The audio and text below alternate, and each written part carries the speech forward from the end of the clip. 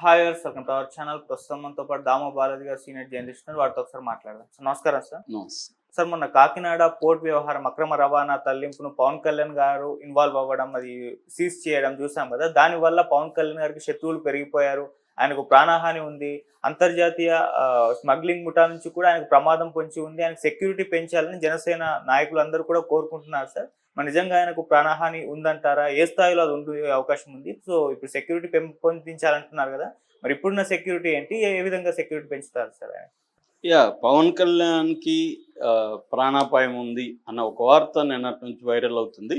ఎందుకంటే ఆయన మొన్న అక్కడ కాకినాడ పోర్ట్లోకి వెళ్ళి యాంకరేజ్ పోర్ట్లో ఒక షిప్ని సీజ్ చేయమని ఆయన చెప్పాడు. ఆ టైంలో ఆయన చాలా ఆరోపణలు కూడా చేశాడు. అంటే నన్ను 2 నెలల నుంచి రావాలనుకుంటే కూడా రావద్దని చెప్తున్నారు, నువ్వు వస్తే ఇక్కడ 10,000 మంది బతుకు తెరువు సమస్య ఉంది, అవన్నీ చెప్పారు. నన్ను చివరికి షిప్లో కూడా ఎక్కనివ్వలేదు, నన్నే డిప్యూటీ సీఎంనే ఇలా అడ్డుకుంటుంటే ఇంకా మామూలు వాళ్ళ పరిస్థితి ఏంటి, ఇక్కడ అసలు ఏ రకమైన సెక్యూరిటీ లేదు, ఇవన్నీ ఆరోపించాడు. అక్కడ తీవ్రంగా అందరు అధికారుల మీద ఆయన కోపాన్ని ప్రదర్శించాడు. అది ఒక ఆర్గనైజ్డ్గానే చేసినట్టు కనబడుతుంది. ఎందుకంటే డ్రోన్ కెమెరాస్ ఉన్నాయి అక్కడ, ఇవన్నీ ముందే ప్లాన్డ్గా తను ఒక స్ట్రాటజీతోనే అదంతా చేసినట్టు కనబడుతుంది. సో ఆయన రాజకీయ స్ట్రాటజీలు ఆయనకు ఉండొచ్చు, ఎందుకంటే ఆయన ఒక రాజకీయ పార్టీ నాయకుడు. ప్రతి దాంట్లో కూడా రాజకీయం చేయాలని ఆయన కూడా అనుకోవడంలో తప్పు లేదు. అందరూ కూడా రాజకీయాలు చేస్తారు. చంద్రబాబుకి పేరుంది యాక్చువల్గా, ఎటువంటి క్రైసిస్ సిచ్యువేషన్లో కూడా తను ఎలా డీల్ చేస్తాడో దానంతా ఆయన ప్రమోషన్కి ఉపయోగించుకుంటాడు. ఎవరైనా జగన్ అయినా ఇక్కడ కేసీఆర్ అయినా అందరూ కూడా వాళ్ళ ప్రమోషన్కి రాజకీయంగా ప్రతి అంశాన్ని రాజకీయంగా తమకు అనుకూలంగా ఉండడానికి చూస్తారు.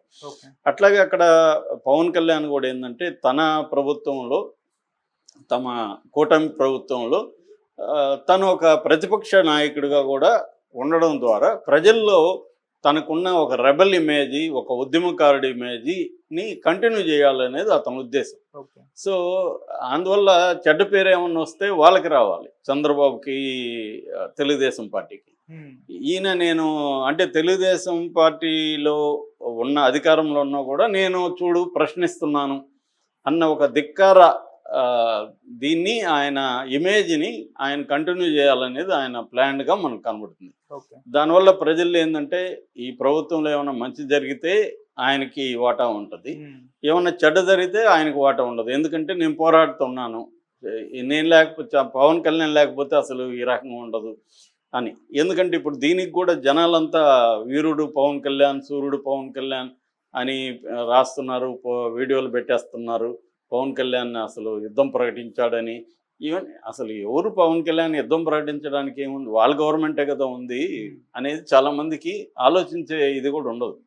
ఏదేమైనా చంద్రబాబు ప్రభుత్వంలో పవన్ కళ్యాణ్ సొంత ఇమేజ్ని ఆయన నిలుపుకోవడానికి ట్రై చేస్తున్నాడు. దాని ప్రతి చోట లడ్డు విషయంలో కానీ, ఇక్కడ కానీ, అంతకుముందు హోమ్ డిపార్ట్మెంట్ విషయంలో కానీ అన్నిట్లో కూడా ఆయన తన సొంత ఇమేజ్ని, అది కూడా నేను ఒక రెబల్ని, నేను ప్రశ్నిస్తాను, ఎవరున్నా నాకు అనవసరం అన్న ఒక ఆ ఇమేజ్ని ఆయన కంటిన్యూ చేయడానికి ఒక ప్లాన్ ప్రకారం, స్ట్రాటజీ ప్రకారం ఆయన వెళ్తున్నారు.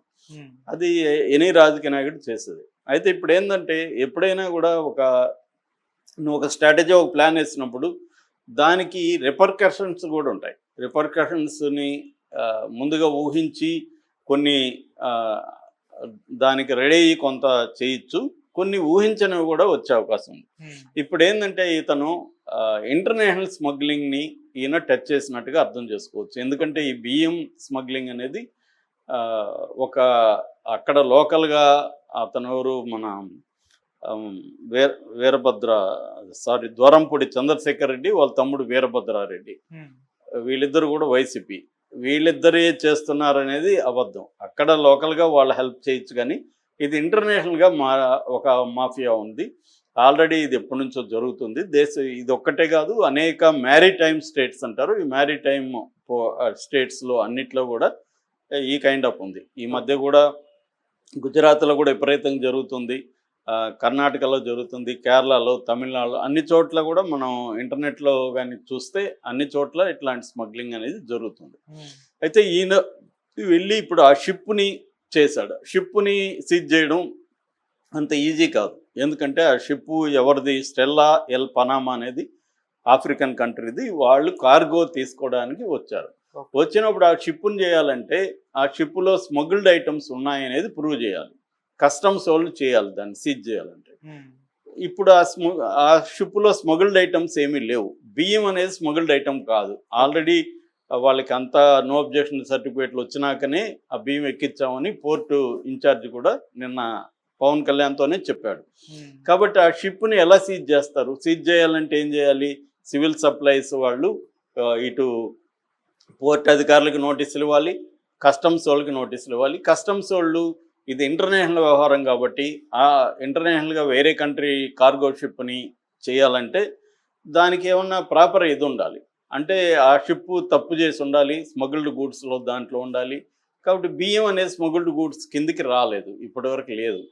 సో కాబట్టి సీజ్ చేసే పరిస్థితి లేదు. మరి ఇవన్నీ పవన్ కళ్యాణ్కి తెలుసు అన్నాడా, తెలియక అన్నాడా, లేకపోతే ఆయనకి సీజ్ చేయడం మెయిన్ ఉద్దేశం కాదు, దీని చుట్టూ వచ్చే డ్రామా ఆయనకి కావాలి, ఆ ఇమేజ్ కావాలా,